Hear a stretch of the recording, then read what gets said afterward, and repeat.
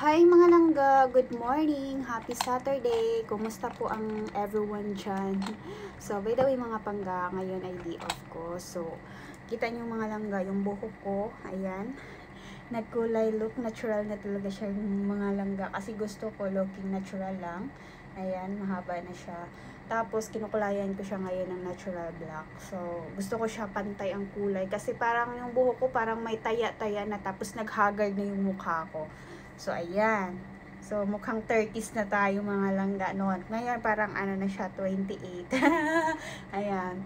So, mga langga, share ko lang po itong ano ko, nail gel. Baka sabihin nyo, lagi akong nagpapasalon. Hindi po ha, DIY po yan lahat mga pangga. So, hindi po ako laging nagpapasalon. If in case lang nagpapasalon ako, yung umuwi ako ng Pilipinas, ganun lang. Pero pag dito lang, ako lang talaga kasi meron pa naman akong time sa sarili ko.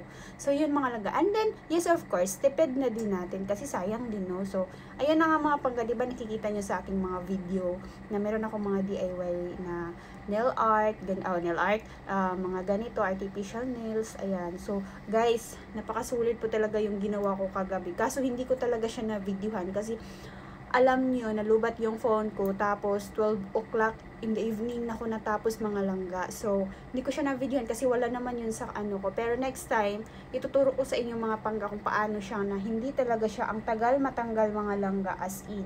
Kasi ito kasi reusable siya. Pwede natin siya magamit ulit once matanggal siya mga langga. Sulit talaga yung ginawa ko. Tapos, ang mura lang po talaga. Hindi mo na kailangan magpunta sa salon para mga langga, pwede ka na magawa sa sarili mo, pwede ka na magawa sa bahay niyo mga langga. O yan, diba? So, actually, hindi naman ako mahilig sa pink, pero tinatry ko siya kasi syempre, so pakinabangan muna natin siya ng mga 1 week bago tayo hanap ng video tutorial kung paano naman natin to siya tatanggalin. Ayan. So, as in, ituturo ko sa inyo next time pag bibili muna ako ng another glue kasi kunti na lang yung glue ko mga langga. Kasi wala akong idea noon. Yung pina-follow ko lang yung anong nilagay doon sa instruction na binibili ko. Kaso nag-YouTube ako mga langga, which is effective talaga siya. Ayan. So, that's it. Share ko lang mga langga para kayo din, mga kababaihan dyan, na syempre, mahilig din tayo minsan sa DIY, sa sarili natin. At least, makakatipid din tayo mga langga, no? So, ayan. So, maglagay lang po tayo ng sa lips natin.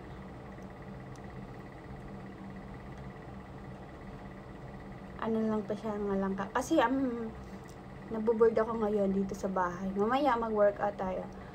Kagising ko lang Tapos tulog pa siguro yung anak ko. Hindi ako nakapasok sa sa live namin, sa training namin ngayon kasi late ako. So, kaya ngayon nagvi-video lang ako. Ayan. Ito po kasi ang ginagawa ko pag day off mga pangga, pag wala akong labas, wala akong appointment sa labas. So, dito lang ako sa bahay, sa sarili ko. Nag-pamper time sa sarili ko.